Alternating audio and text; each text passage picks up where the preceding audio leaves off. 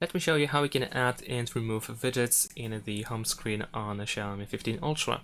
So first, let's add a widget. Press and hold your finger on an empty space in the home screen, and after that we can press widgets here at the bottom. Then we can find some example of widgets over here, but we can also go to Android widgets in order to find apps.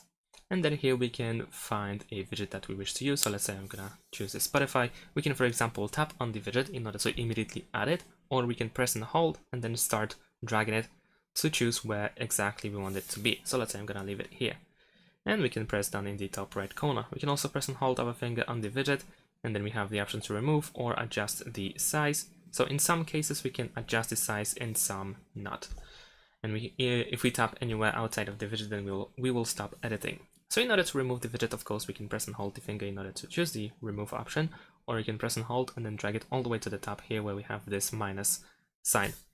And that's pretty much it. Thanks for watching, leave a like and subscribe to my channel, and see you in my next videos.